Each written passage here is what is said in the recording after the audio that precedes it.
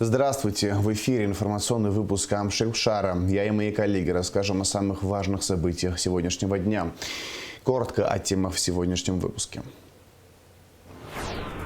Как из ведра. В Гагре из-за ливневых дождей сошли сели. Повреждены несколько домов, гостиница и участок республиканской трассы.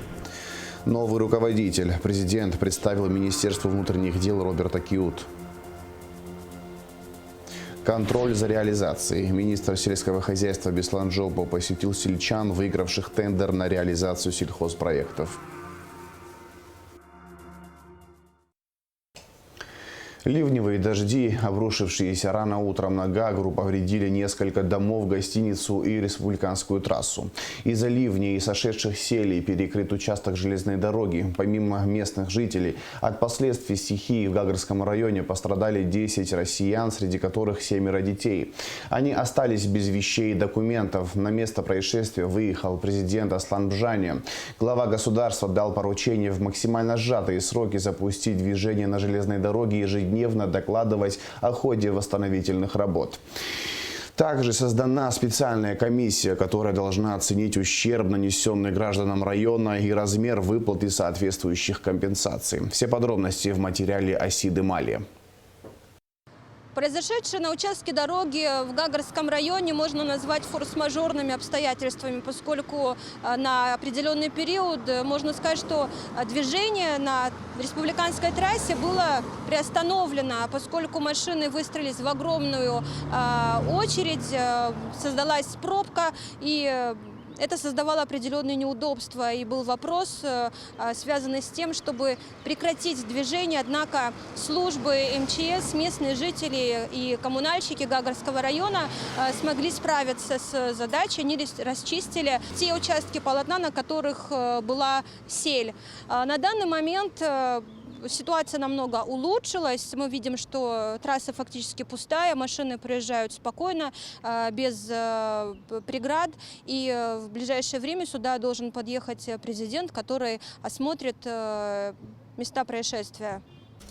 Песок, камни и булыжники засыпали участок дороги частично от 20 до 23 километра. Пробки на республиканской трассе с утра начинались с эстакады, что напротив ресторана «Гагрыбш». Патрульные ГАИ по всему периметру регулировали движение.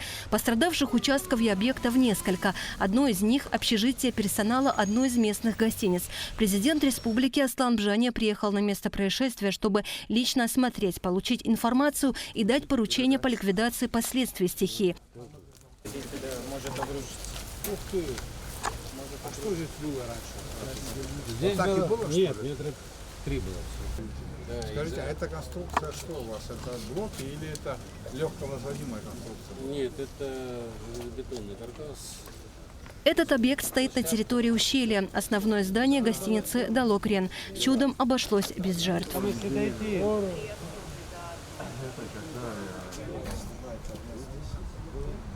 Сейчас снимаешь?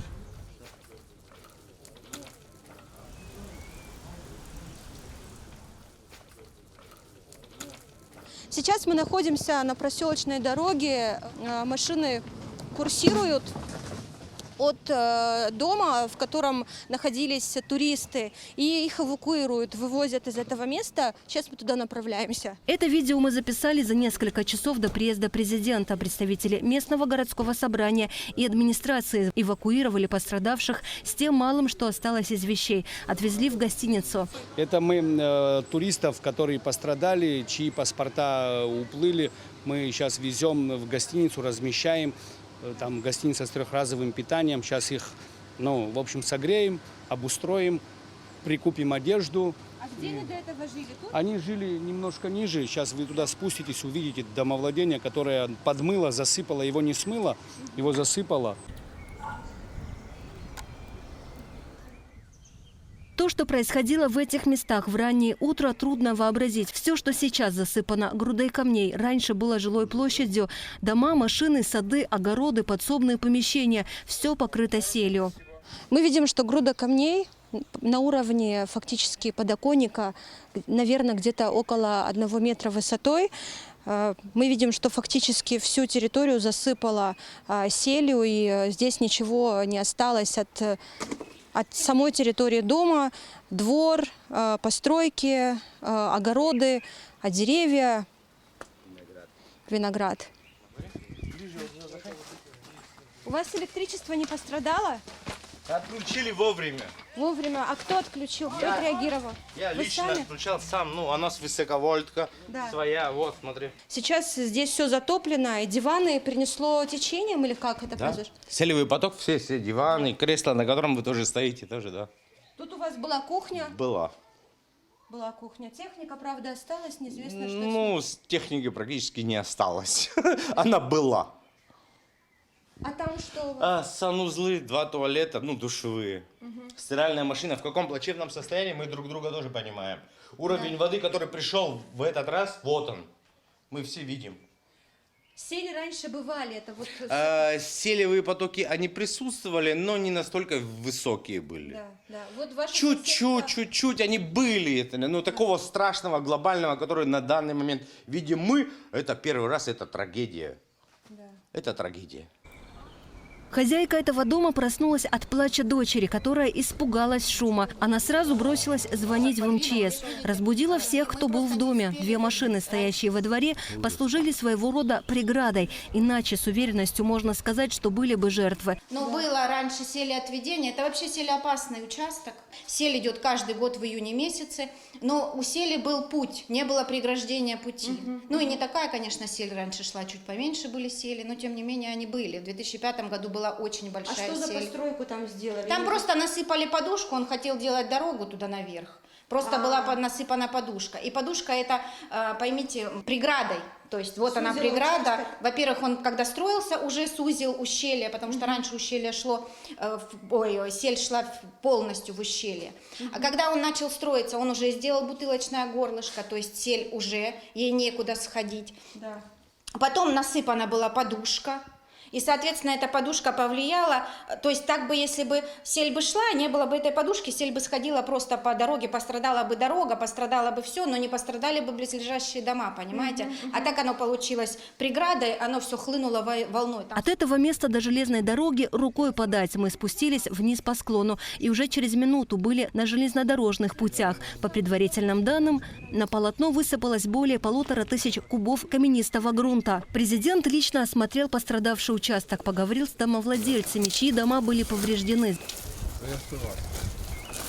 Затем спустился к железнодорожному полотну. Генеральный директор АЖД РСО Читанава рассказал о том, что Минтуризма и Абхазская национальная туристическая фирма организовали перевозку пассажиров поездов, чье движение остановлено до места назначения. Что касается устранения последствий непогоды, то уже намечена схема работы. Сейчас надо все возможности финансовые бросить на ликвидацию последствий чрезвычайных ситуаций на железнодорожном участке. Мы уже связались с Северо-Кавказской железной дорогой, то есть оттуда заедет восстановительный поезд со всей нужной техникой нам, с людьми по контактной сети, по путевому хозяйству. То есть они сегодня приедут и сразу же мы приступаем к работе. То есть мы в сроки в 2-3 дня хотим уже дорогу открыть. Правильно. К выходным дорога должна функционировать. В дальнейшем будем заниматься ликвидацией происшествия.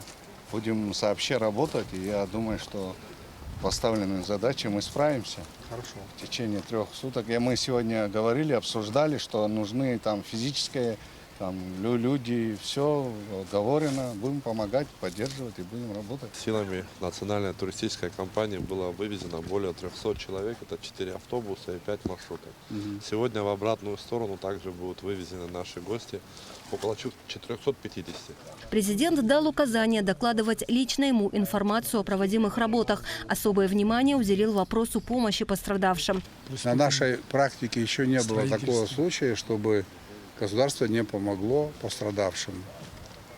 И в прошлом году были такие случаи. Около 300 миллионов рублей было выделено тем, кто пострадал в результате чрезвычайных ситуаций. Но возникает вопрос законности построек жилых домов в этом ущелье, которое расположено в стратегически значимом месте, в непосредственной близости от моста и железной дороги. На наш вопрос о том, какие меры планируется предпринять для выяснения этих обстоятельств, президент ответил так. Я дал указания, компетентные органы будут все это изучать. Если есть нарушения, мы об этом будем знать. И впоследствии такие нарушения не будут допущены. Лица, которые допустили такого рода нарушения, будут выявлены. Осматривая места, пострадавшие от схода силы, возникает ощущение, насколько сильна природа и насколько бессилен человек. Жизнь людей висела на волоске, и то, что они выжили, можно назвать чудом. Туристка Анна Третьяк до сих пор не может успокоиться после вчерашнего. Рассказывает, что в какой-то момент думала о том, как лучше умереть. Очень сильного шума, я открыла глаза, и на моих глазах вынесла стену полностью. Я спала с маленьким ребенком, я скочила с кровати. Потом смотрю, поток все больше, больше, больше, и вода поднимается, и я думаю... сначала у меня мысли первые были, когда стена рухнула, я понимала, что в соседней комнате у нас дети, и я была уверена, что детей уже унесло, честно говоря. И я держала маленького ребенка на руках, и мне мысли были хотя бы спасти одного, младшего. Когда я понимаю, что я не могу выбраться, я не знаю, там внизу овраг, здесь заблокированная дверь, нет стены, ни первой, ни второй. То есть мы, получается, коробка без двух стен. Мы стоим возле одной стены, а вода прибывает. И я думаю, или дождаться, когда все это закончится. А я понимаю, что смотрю вдаль и вижу, что уже камнями засыпало место, где сильно поток воды шел. И я понимаю, что теперь вода пойдет в нашу сторону. А на стенке было всего лишь 2 крючка, моя рубашка и старшего ребенка штаны. Я сделала веревку из них, обвязала ребенка. И, у меня было... Я думаю, как бы... нельзя так говорить, конечно, но я думаю, как лучше умереть. Либо захлебнуться с этой жижей, как ребенку было бы легче умереть, либо от удара камня, я даже не знала. А потом я начала... Также я привязала ребенка, начала медленно подходить к краю и увидела этого мужчину. Просто он повторно спустился, он, видимо, нас искал. Он нас искал, и я ему крикнула, он меня не услышал, я долго кричала, потом обернулся, он принес балку, он перекинул балку, я балку эту схватила, мы по балке спустились на другой конец, потом еще 2 балки он перекинул, и мы уже в лес и тоже вышли выше. А когда вернулись в комнату, где были все остальные, кроме нас, с младшим, с моим ребенком, они стояли, держали за руки, стояли, молились. Сейчас туристы в безопасности. В гостинице «Сан-Палас» их приютили и накормили бесплатно. Правительство республики выделило 3 пострадавшим семьям по 100 тысяч рублей. Из вещей почти ничего не осталось. Местные жители, зная о беде гостей, помогают как могут. Вот, к примеру, передают вещи. Что касается документов, консульство позаботилось о том, чтобы необходимые документы для выезда из республики были готовы к сроку. Говорить о материальном ущербе пока невозможно, предстоит подсчитать. Но одно можно сказать с уверенностью: чтобы устранить последствия, понадобится большая сумма. По финансам сколько обойдется, чтобы устранить? Много, я думаю, немало. Нет, пока нет таких. Это еще нужно оценить ущерб и так далее. Но это будет в любом случае для нас чувствительная сумма для государства. Глава администрации Гагрского района Юрий Хагуш также отметил, что потерявшим жилье будет оказана помощь. Предполагается, что дома жителей ущелья Чагрыбщ будут расчищены от сели. Говорить с уверенностью о том, что сход сели вызван лишь сильным дождем, не приходится. Есть версия, что это могут быть и последствия смерча. Выброс воды в горах мог спровоцировать такой объемный поток, ведь в ущелье нет реки. Но этот вопрос еще предстоит изучить. Асида Малия, Рамо Камки, Абхазское телевидение. Президент представил коллективу Министерства внутренних дел нового руководителя Роберта Киут. 13 июня глава государства подписал указ об освобождении генерал-майора милиции Вальтера Будба от должности министра внутренних дел. Новым министром был назначен Роберт Киут, занимавший до этого пост председателя СГБ. Президент Аслан Бжания поблагодарил Вальтера Будба за совместную работу. Вальтер Будба, в свою очередь, поблагодарил руководство страны и коллектив МВД. Он пожелал коллегам успехов в их нелегком труде. Я бы хотел в первую очередь поблагодарить за совместную работу генерал-майора милиции Будба Вальтера Сергеевича. Уважаемый президент, уважаемые коллеги, я благодарен вам. Для меня большая честь вместе с вами было трудиться. Это время мы сделали немало.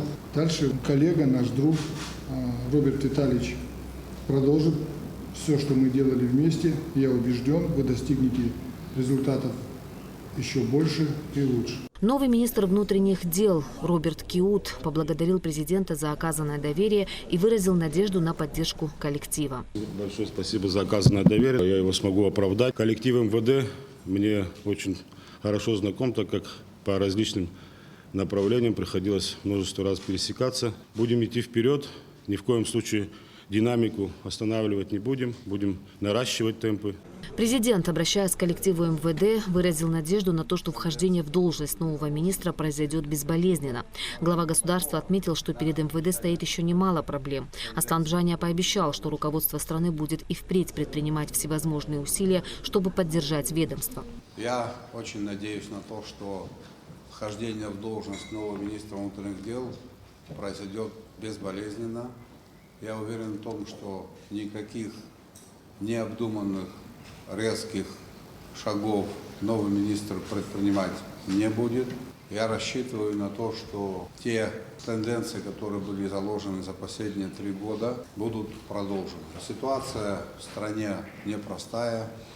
Хоть мы и имеем по отдельным направлениям неплохие результаты, общество требует, чтобы работа правоохранительных органов в целом и Министерства внутренних дел в частности была еще более наступательной. Понимаем проблемы, которые стоят перед Министерством внутренних дел. Понимаем, что необходима поддержка, еще большая поддержка со стороны государства. И я хотел бы вас проинформировать о том, что буду предпринимать все возможные усилия для того, чтобы поддержать Министерство внутренних дел. Мы будем ставить вопрос перед российскими коллегами о поддержке дополнительной. Мы будем изыскивать какие-то возможности внутри страны с тем, чтобы человек в форме, сотрудник Министерства внутренних дел, выполнял свой долг должным образом и был защищен государством. Мы выходим в такой этап становления государства, когда эти задачи мы обязаны решить, и мы их решим. Они напрямую связаны с возможностями нашей экономики. И те вопросы, которые сегодня выносятся на повестку дня, и вопросы, которые идут очень тяжело, по разным причинам. Не потому, что они не проработаны, не потому, что они неправильные, а потому, что есть люди, которым это не нравится. Мы вместе с вами должны эти вопросы решить, и это будет обязательно отразиться на жизни и деятельности, в том числе сотрудников Министерства внутренних дел. Роберт Витальевич Киут с 2003 года по настоящее время являлся сотрудником службы госбезопасности Абхазии. Награжден медалями за безупречную службу 2 и 3 степеней, медалями ФСБ России за отличие в контрразведке и за боевое содружество. В разные годы неоднократно поощрялся руководством СГБ. Ирина Аршба, Даур Инапшба, Алексей Гухава, Абхазское телевидение. Оперативным составом Гудаутского РОВД совместно с отделом милиции города Новый Афон раскрыто преступление имущественного характера. Подробности в материале пресс-службы МВД. Преступление имущественного характера раскрыто оперативным составом Гудаутского РОВД совместно с отделом милиции города Новый Афон. Задержан подозреваемый Пиле Давид Терентьевич, 1982 года рождения, житель села Лашкиндара Чемчирского района. Последний, находясь в городе Новый Афон, разбил стекло автомобиля заявителя, откуда совершил кражу кожаной сумки с личными вещами и документами потерпевшего. Похищенное имущество сотрудниками милиции изъято при обследовании автомобиля, на котором подозреваемый скрылся с места преступления, но был задержан в результате незамедлительно принятых оперативно-розыскных мероприятий. По факту кражи в отношении гражданина Пилля группой дознания Гудаутского РОВД по пункту В части 2 статьи 155 Уголовного кодекса Республики Абхазия возбуждено уголовное дело. Решением Гудаутского районного суда подозреваемый помещен под домашний арест. В рамках реализации президентской программы развития сельского хозяйства на 2022 год министр сельского хозяйства Беслан Джохпо посетила Чемчирский район, чтобы посмотреть, как обстоят дела у сельчан, выигравших тендер на реализацию сельхозпроектов. В поездке первого вице-премьера сопровождала наша съемочная группа. Репортаж Лауры Капш. Первый объект, который посетил Беслан Джопу, ореховая плантация предпринимателя Батала Гвициня в селе Атара. Здесь на 3 гектарах земли посажено 1000 саженцев грецкого ореха под названием Чандлер. Это карликовый вид, не растет выше 3,5 метров и дает полноценный урожай уже на 3-й год. Если ухаживать как положено, то с одного дерева можно получить 50 килограммов грецкого ореха. В 2022 году проект я сдал Министерству сельского хозяйства, и они мне выделили сумму миллион денег. И я на эту сумму, они мне приобрели все материалы, капельные шланги, центральные водопроводные шланги, баки, плюс еще провода для подключения, насосы. Фирма Джамбо 3 штуки, чтобы подача воды, чтобы было, все, что полагается. Я доволен, очень даже доволен. Ухаживать люблю, фруктов.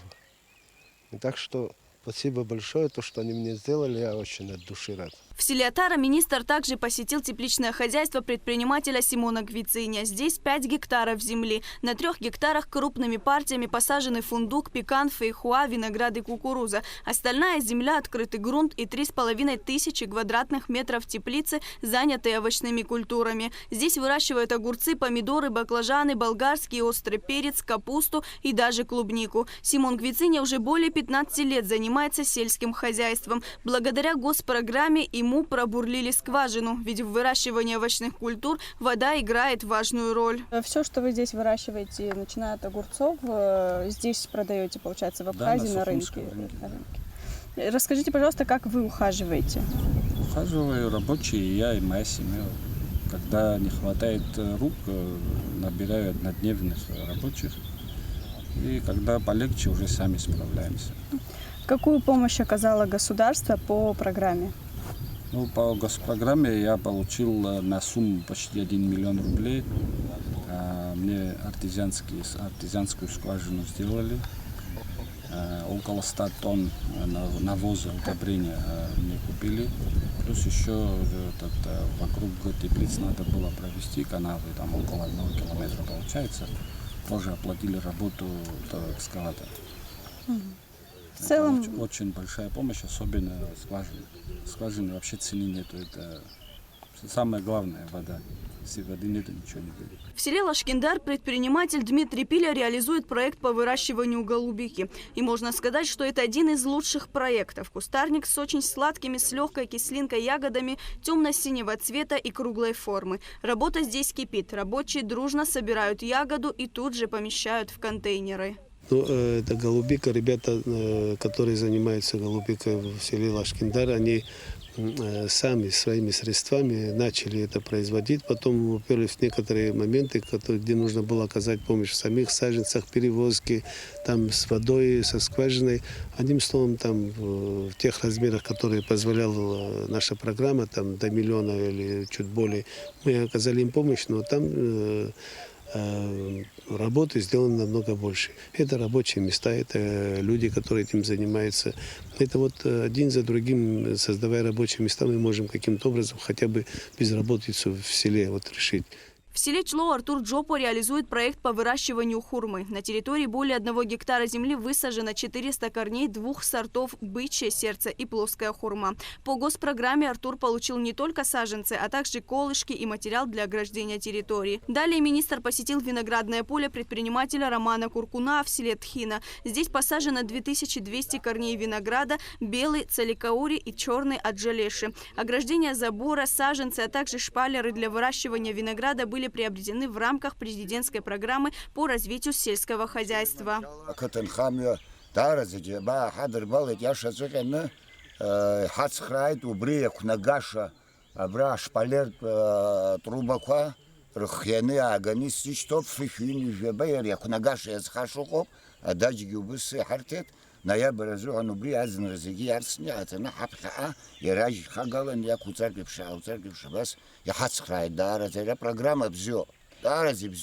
В селе Тхина-Димурхора реализует проект по выращиванию малины. Здесь 2 года назад было посажено 2000 саженцев. По госпрограмме была ограждена территория, также приобретено полумеханизированное оборудование для закрытия компотов. В этом году должен был быть хороший урожай, но из-за болезни малины урожая нет. Жители села Гупа Чемчирского района Тенгиз Хвиделидзе и Омар Пиля в рамках проекта реализации ведомственной целевой программы развития сельского хозяйства получили оборудование по переработке воска и производству вощины.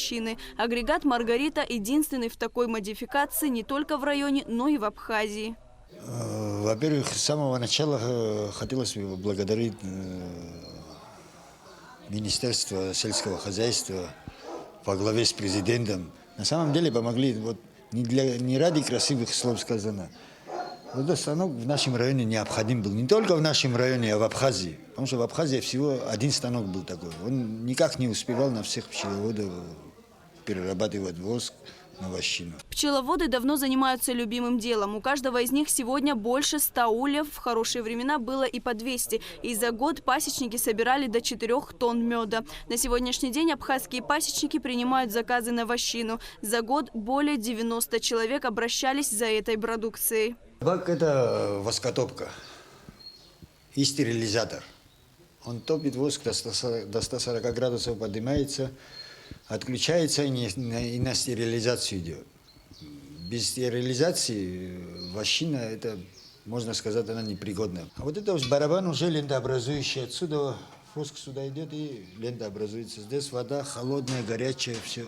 Если все нормально, все работает, за 6-7 часов мы от 180 до 200 килограмм перерабатываем. Беслан Джопа также посетил село Мук, где реализуется проект по выращиванию цитрусовых.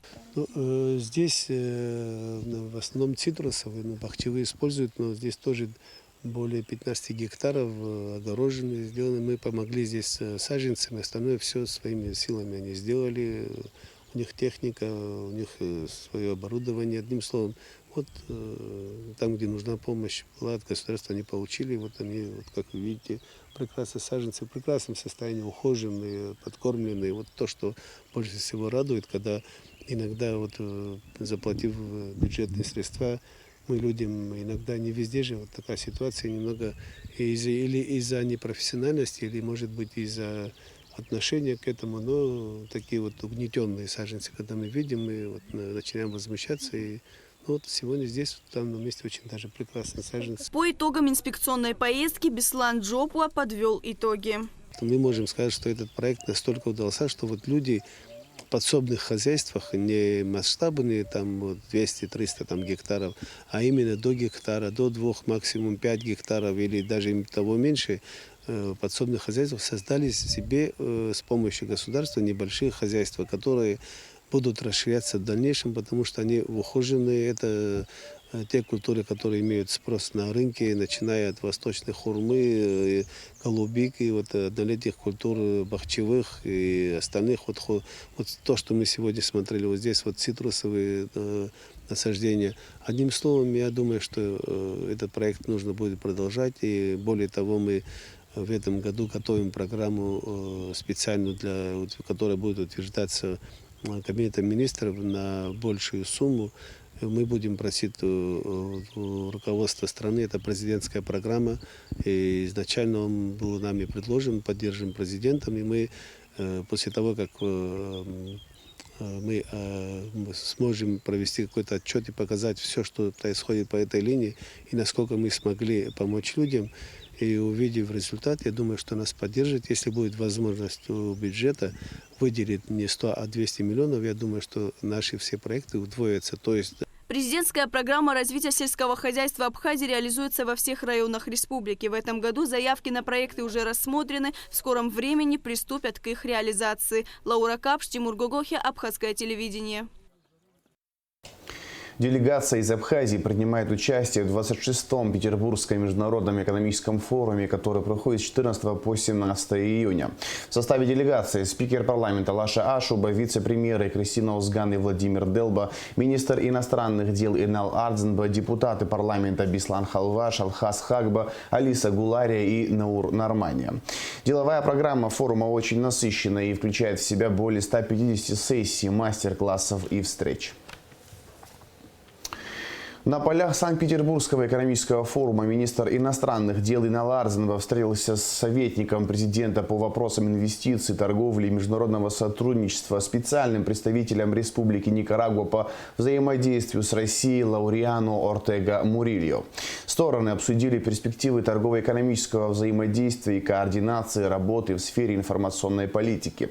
Кроме того, была обозначена необходимость формирования союзного медиахолдинга Абхазия-Никарагуа, который бы отстаивал интересы многополярности, реформы международного права.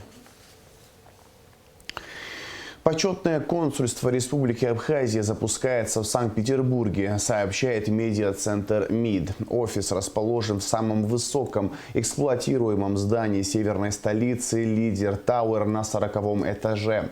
Офис призван активизировать участие Абхазии в различных международных мероприятиях. Работа по запуску офиса проводится в тесном контакте с МИД России. Запуск офиса осуществляется на внебюджетные средства.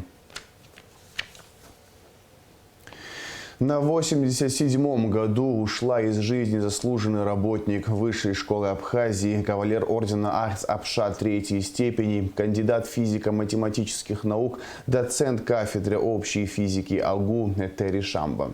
Ректорат, профессорско-преподавательский состав и студенты АГУ выражают искренние соболезнования родным и близким Этери Мироновной. Этери Шамба является автором более 60 научных работ, внесла заметный вклад в разработку физических терминов на абхазском языке в дело развития абхазского языка в области физики. ВАК подвела итоги проекта по диспансеризации учащихся сельских школ. За 3 месяца было обследование более 700 человек, в том числе и учителя.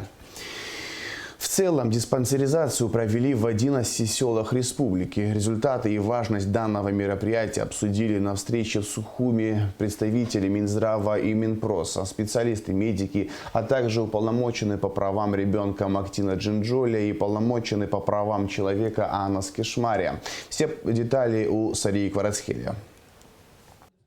Диспансеризация учащихся сельских школ была начата в марте текущего года.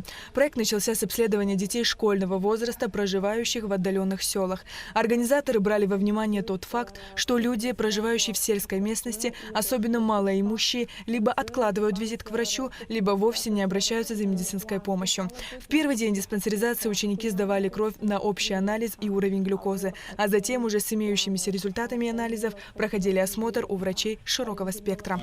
1-2 дней мы получаем все результаты. И к 3-му выезду, когда уже школу посещают врачи, биоматериал он все еще хранится в лаборатории, в условиях, в которых он все еще пригоден для анализа. То есть если врач в ходе осмотра захочет запросить какой-то дополнительный показатель, то этот анализ ребенок или учитель получит бесплатно. За 3 месяца было обследование более 700 человек, в том числе учителя. В целом диспансеризацию провели в 11 селах республики. Почему мы ограничились детьми школьного возраста? Как бы изначально мы хотели всех детей села. Немножко переоценили свои силы.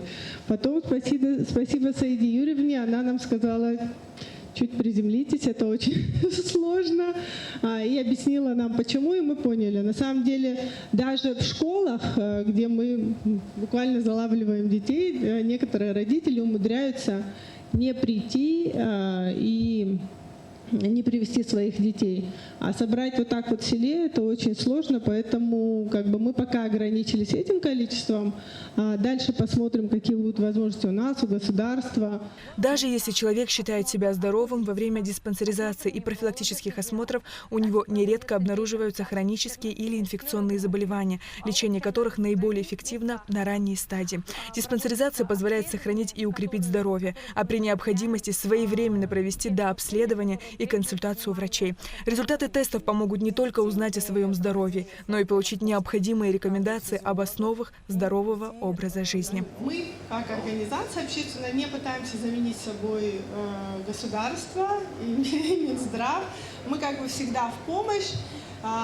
И все наши проекты по этому принципу происходят. Мы что-то начинаем, пробуем, смотрим, как это изучаем. Естественно, наши граждане получают какую-то практическую пользу от этого. Как бы сегодняшняя дискуссия, мне хотелось бы, чтобы была вокруг того, как масштабировать то, что мы начали. Младший научный сотрудник НИИПИД Валерий Джинджоли рассказал о статистике диспансеризации, привел демографические данные, отметил, что чаще встречаемые заболевания во время диспансеризации – это неврологические, офтальмологические и эндокринологические. В процентных отношениях вы видите, что по районам, два основных района Сегланных, это было Ачамчира и Гудаута. И 7%, почти 8% занял Тхорчал. Видите, что в Тхорчальском районе это было 2 села, Тхина и Бегеду. В Ачамчирском 4 села и в Гудаутском районе 5 сел. Минздрав осуществлял техническую поддержку и формировал бригады врачей. ВАК же взял на себя решение организационных вопросов и все финансовые расходы. Организаторы благодарны заместителю министра Саиди Делба и педиатру Эсми Гуни за оказанную консультативную помощь при подготовке всех этапов диспансеризации. Ваковцы, у меня просто нет слов. Я буду говорить сумбурно, но буду говорить искренне от души, так как я это чувствую.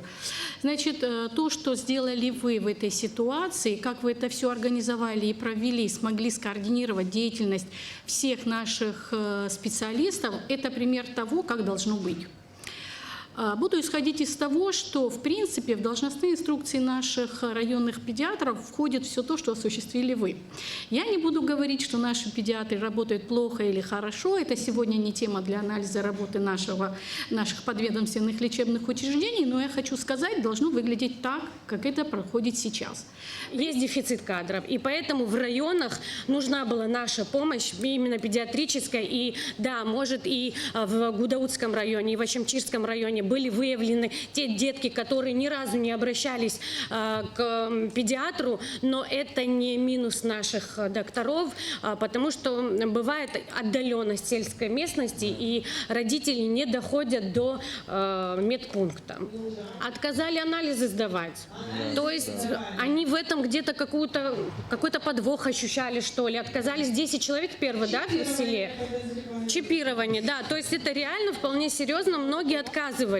Но потом они приходили на медосмотр, именно вот анализ крови, хотя они очень давно не сдавали, да, как выяснилось, но именно от анализа крови они отказывались категорически.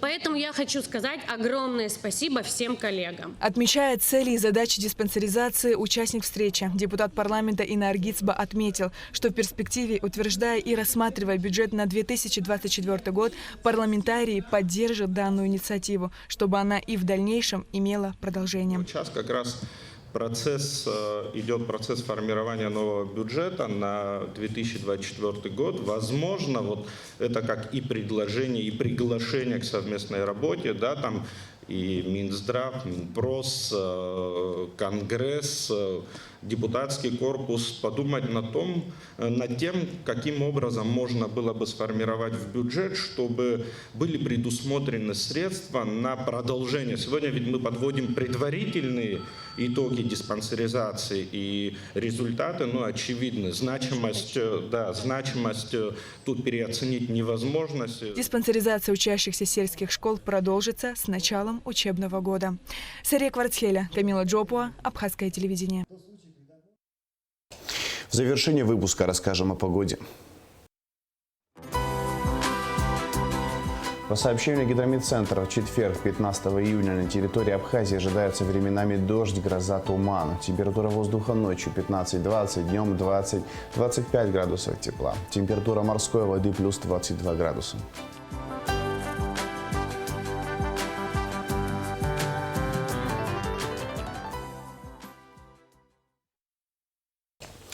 На этом информационный выпуск Камши-Шара подошел к концу. Всего хорошего. До свидания.